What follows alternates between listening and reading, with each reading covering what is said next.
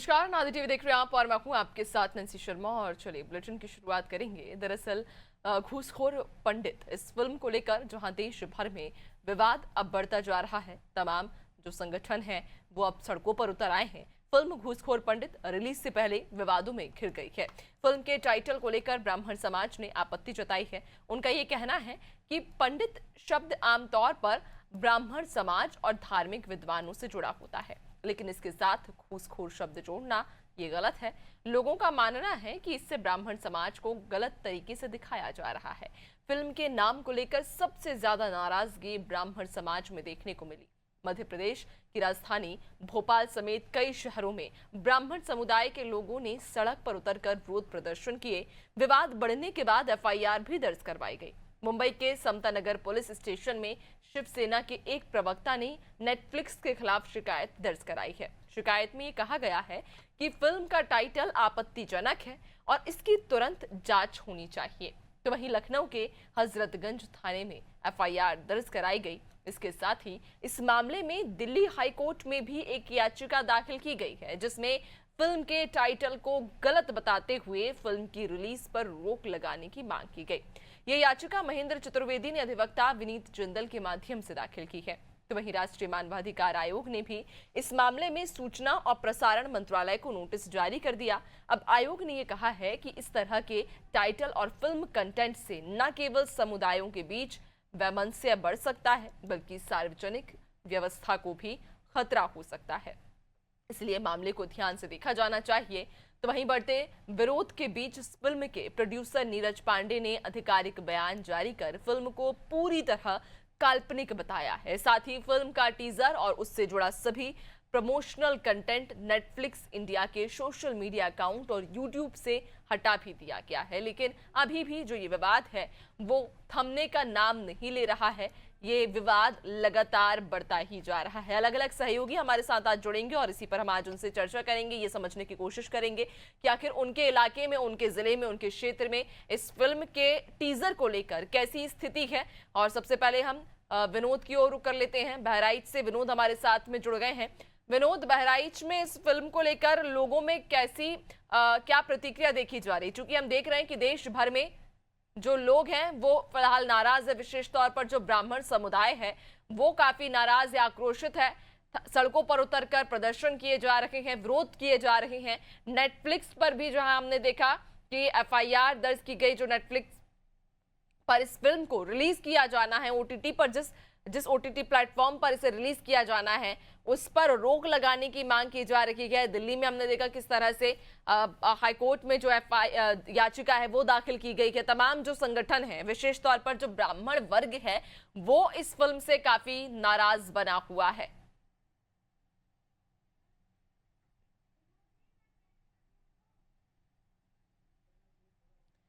तो फिल्म घूसखोर पंडित पर विवाद अब थमने का नाम नहीं ले रहा। दरअसल रिलीज से पहले ही ये फिल्म अब विवादों में घिर गई।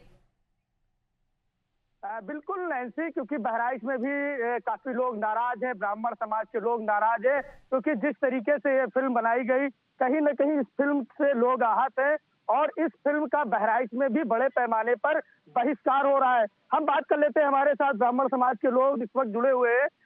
ये जो फिल्म बनाई गई है, इस फिल्म में क्या ऐसा है जो आप लोग इसका बहिष्कार कर रहे हैं? ये फिल्म जिसने भी इसकी स्क्रिप्ट रची है, कहानी रची है, उसको न तो इतिहास के बारे में कोई जानकारी है, न संस्कार के बारे में जानकारी है। संस्कार विहीन व्यक्ति द्वारा तैयार की गई कहानी के आधार पर इस फिल्म का निर्माण हुआ है। इसका घोर विरोध होना चाहिए। इसमें संस्कार विहीन बातें हैं और अनावश्यक किसी जाति विशेष को अपमानित करने के उद्देश्य से इस फिल्म की स्क्रिप्ट तैयार की गई। क्या लगता है कि ब्राह्मणों को क्यों निशाना बनाया जाता है? ब्राह्मण साफ टारगेट इसलिए है क्योंकि ये प्रतिकार नहीं करता। उचित समय जब आता है तो ये विरोध नहीं करता।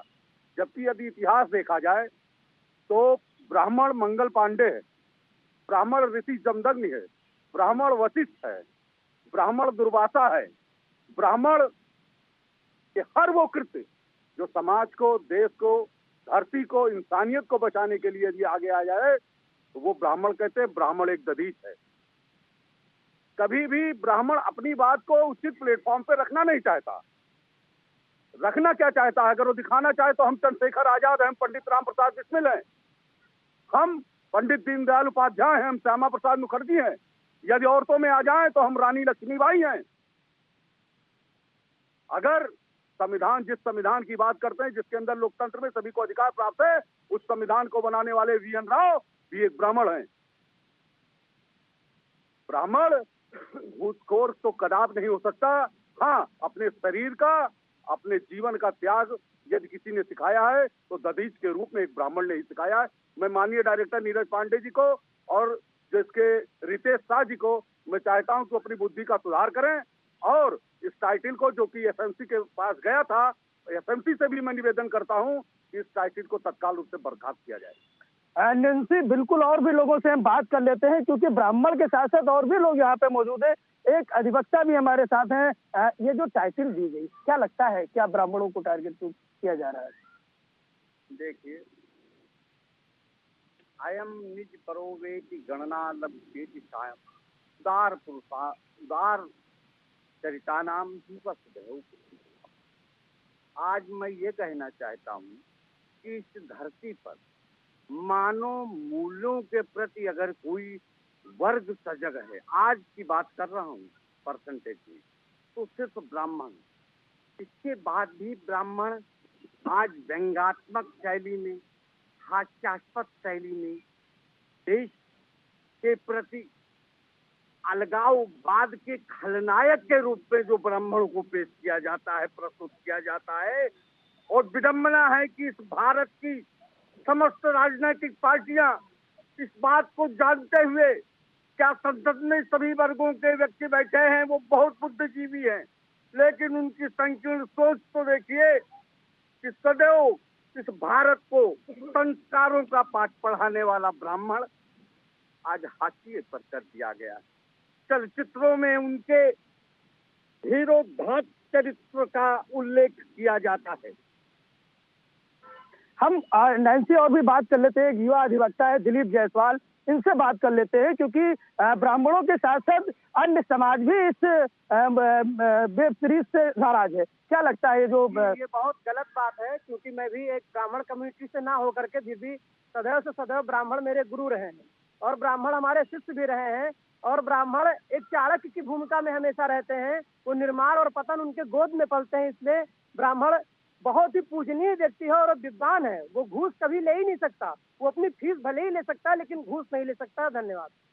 निश्चित तौर पे नैन्सी, ब्राह्मणों के साथ साथ बहराइच के जो अन्य वर्ग के समाज के जो समाजसेवी हैं, चाहे वो अधिवक्ता हो या शिक्षक हो या अन्य जो समाजसेवी हैं, उनके द्वारा बाकायदा इस फिल्म का विरोध किया जा रहा है। नैन्सी ओटू। बिल्कुल, यानी कि तमाम जो ब्राह्मण वर्ग है वो अब सड़कों पर उतर आया है और विरोध इस बात को लेकर है कि उस टाइटल दिया गया है घूसखोर पंडित, उस टाइटल को लेकर अब विरोध कहीं ना कहीं अब जो है वो तेज हो गया है। बने रहिएगा और भी आपसे आगे हम चर्चा करेंगे। जबलपुर से सोमनाथ मिश्रा भी हमारे साथ में लगातार बने हुए हैं। सोमनाथ की ओर भी रुख कर लेते हैं। सोमनाथ, जबलपुर में क्या स्थिति है? जो लोग हैं, विशेष तौर पर जो ब्राह्मण वर्ग है, वो इस फिल्म को लेकर क्या प्रतिक्रिया दे रहा है और उनकी क्या मांग है?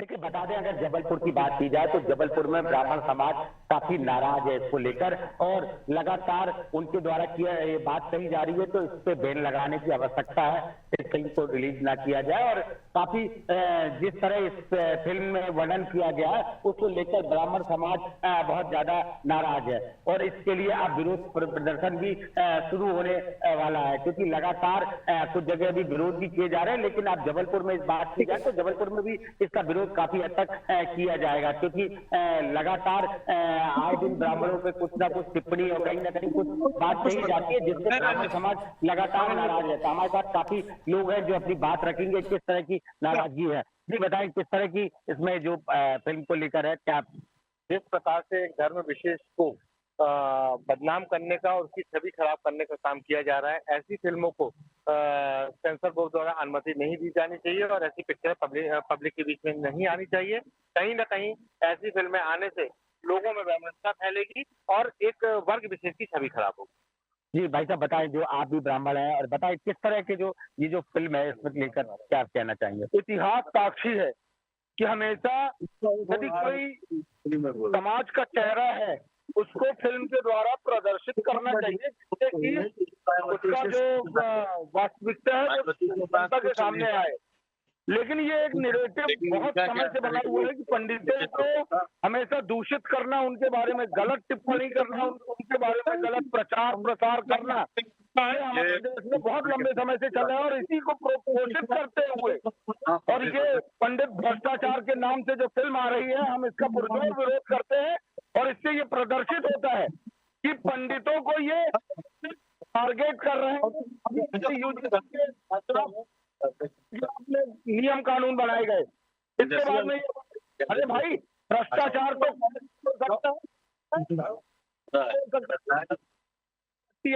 तो भ्रष्टाचार नहीं हो सकता।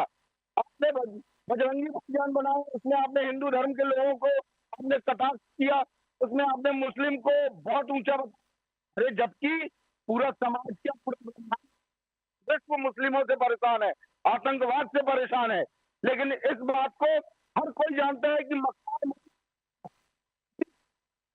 लेकिन वो दिखाने में और बताने में आपको हमेशा वो समुदाय, इसलिए सहज सरल और विद्वान वर्ग को करते हैं कि वो विद्वान जो वर्ग है उसको कर सको। ये बिल्कुल नहीं होने देंगे। सेंसर बोर्ड को ये चेतावनी दिया जाता है पूरे देश में, यदि ये फिल्म आई तो अभी तो सिर्फ चिंगारी जली है, इसकी आग कहाँ तक भड़केगी। अधिवक्ता इसमें क्या याद किया, अभी कुछ भी लगेगी। और माननीय उच्च न्यायालय इसका संज्ञान लेंगे। संज्ञान लेने के बाद में जो भी दोषी व्यक्ति होगा उसको दंडित भी किया जाएगा। हमारे साथ आप भी ब्राह्मण हैं, बताएं किस इस फिल्म में जो अभिनेता है मनोज बाजपेयी जी, जो स्वयं एक ब्राह्मण है, और उस फिल्म में अगर जो टाइटल दिया गया घूसखोर पंडित, घूसखोर तो इस दुनिया में कोई भी हो सकता है। एक जाति विशेष को संप्रदाय को आगे लाके हिंदू समाज से भिन्न भिन्न करने की ये जो राजनीति, सभी दलगत राजनीति भारत में चल रही, चाहे वो यूजीसी कानून के मद्देनजर हो, चाहे इस फिल्म को लाके कहीं ना कहीं ब्राह्मण समाज को, स्वर्ण समाज को दबाने का काम जो कृत्य किया जा रहा है, ये बहुत अपमानजनक है। और मैं सेंसर बोर्ड एवं अभिनेता जो खुद स्वयं ब्राह्मण है उनसे निवेदन करता हूँ इस फिल्म को सेंसर बोर्ड अलाउ ना करे, और अगर करता है इसका पुरजोर विरोध किया जाए। ब्राह्मण समाज किस तरह का सब और आंदोलन करने, अगर इस पे 48 घंटे पर कार्रवाई नहीं की गई तो ब्राह्मण समाज उग्र आंदोलन करेगा एवं महामहिम राष्ट्रपति के नाम पे ज्ञापन प्रेषित करेगा। आशुतोष पांडे, अधिवक्ता, जबलपुर। जी, तो लगातार जबलपुर में अभी इसका विरोध शुरू होने वाला है और फिल्म का जिस तरह फिल्म के विषय में बताया जा रहा है उसको लेकर काफी नाराजगी नजर आ रही है। जी बिल्कुल, वाकई। और नाराजगी जिस तरह से हम देख रहे हैं कि ना सिर्फ आम लोगों में बल्कि अधिवक्ता भी सड़कों पर उतर आए हैं और इस टाइटल को बदलने की मांग की जा रही है। इस पर ना सिर्फ टाइटल बदलने की बल्कि बैन लगाने की भी हम देख रहे हैं कि मांग की जा रही है। बने रहिएगा और भी आपसे हम आगे चर्चा करेंगे। वरिष्ठ पत्रकार रत्नाकर त्रिपाठी हमारे साथ जुड़ गए हैं। सबसे पहले तो बहुत स्वागत है आपका रत्नाकर जी अनादि टीवी में। और जिस तरह से आप भी भली भांति परिचित हैं कि किस तरह से घूसखोर पंडित, ये एक टाइटल न सिर्फ टाइटल बल्कि अब इस पूरी फिल्म पर बैन लगाने को लेकर देश भर में जो ब्राह्मण समुदाय है वो सड़कों पर उतर आए हैं और इस पर बैन लगाने की मांग की जा रही है। FIR दर्ज की जा रही है, याचिकाएं दायर की जा रही हैं। लेकिन ऐसे में आपको क्या लगता है कि क्या सिर्फ एक टाइटल और क्या एक जाति अब ये तय करेगी कि किस फिल्म पर बैन होना चाहिए? और अगर इस पर सिर्फ ब्राह्मण ना होकर कोई और जाति होती, क्या तब भी विरोध इतना ही तेज होता? देखिए नैन्सी, तो सबसे पहली बात तो ये है कि अगर आपने घूसखोर पंडित उसका टाइटल लिखा है तो ये आपका इंटेंशन शुरुआत से जाहिर कर देते हैं कि आप एक वर्ग को लक्षित करके इस बात को कह रहे हैं। और ये लगातार होता चला आ रहा है। मोहल्ला चौरासी आप देखिए, सनी देओल की फिल्म, या कोई किसी भी और इस तरीके की आप चीजें देखें, प्रथा फिल्म देख लीजिए या कुछ भी करके टारगेट ले देकर होता था पहले हिंदू। आज की डेट में क्या होने लगा कि आज की डेट में टारगेट उससे भी ज्यादा आपने बड़ा करके ब्राह्मण को कर दिया है। मैं ब्राह्मण होने के नाते इस बात को नहीं कह रहा, लेकिन क्या समाज में कुरीतियां केवल ब्राह्मण समाज में है? क्या केवल ब्राह्मण के लिए इस तरीके की बात की जा सकती है? अगर आपके अंदर इतनी हिम्मत है तो आप हलाला खोर मुल्ला फिल्म बना सकते हैं क्या आप? आप ये लिख सकते हैं इस बात को क्या कि उस तरीके की बात कहना जो होता है कल्चर बन चुका है इस बात को लेकर कि यार इस तरीके से हिंदू समाज को आप टारगेट कर लो, बहुसंख्यक समाज को आप टारगेट कर लो, कोई भी टाइटल बना दो। और नैन्सी जो हम बहस कर रहे हैं ना, आप इस बात को यकीन मान के चलिए कि इस फिल्म के निर्माताओं को, फिल्म के अभिनेताओं को इस सब से कोई फर्क नहीं पड़ रहा, बल्कि वो आनंद ले रहे होंगे इस बात का कि फिल्म को लेकर कंट्रोवर्सी क्रिएट होगी, अभी फिल्म सुपर डुपर हिट हो जाएगी। इन लोगों का एक तरीका रहता है इस बात को लेकर कि आप कंट्रोवर्सी क्रिएट कीजिए और उस वर्ग के लिए क्रिएट कीजिए, खास तौर से जो वर्ग केवल बोल सकता है, जो वर्ग केवल अदालत में जा सकता है, जो वर्ग ये कह सकता है कि 48 घंटे में आप टाइटल वापस लीजिए। लेकिन ये वो वर्ग नहीं जो कह जाएगा सर तन से जुदा, वो आपका सर काटने के लिए नहीं आ जाएगा। तो इन लोगों को पता रहता है कि लोग बहुत एक सेफ पैसेज में चल रहे हैं। एक वर्ग के खिलाफ ऐसी बात कहते हो जो वर्ग केवल अपनी बातें बोलकर या सोशल मीडिया पर कह के रह जाएगा, लेकिन वो वर्ग वो नहीं करेगा कि आपका सरपंच से जुदा कर देगा, बीच सड़क पर घसीट के मार डालेगा, ये करेगा। तो होता क्या कि सेफ पैसेज ऐसे तलाशा जाता है। इन लोगों का जो सो कॉल्ड सेक्युलर जो फोर्सेस रहती हैं, ये लोग करते इसी हिसाब से चलते हैं, बहुत ही बड़ी साजिश लेके चलते हैं।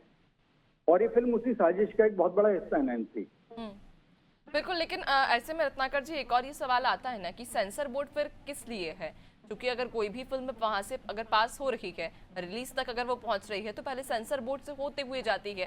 सेंसर बोर्ड फिर यहाँ पर क्या काम कर रहा है जब वहां से पास होने के बाद में जब इस तरह के विरोध के स्वर उठने लगते हैं? क्योंकि ये पहली बार ऐसा नहीं है, इसके पहले भी हम देख चुके कई सारी मूवीज ऐसी सामने आ चुकी हैं जिन पर विरोध बढ़ चुका है। चाहे हम पद्मावत की बात कर लें, उसमें भी कि जिस तरह से एक डांस को लेकर राजपूत जो समाज है वो इकट्ठा हो गया था, और अब इस मूवी की बात करें तो ऐसी कई मूवीज हैं जिनको लेकर विरोध बढ़ चुका है। लेकिन सवाल अब ये भी उठ जाता है ना कि सेंसर बोर्ड फिर वहां पर क्या काम कर रहा है?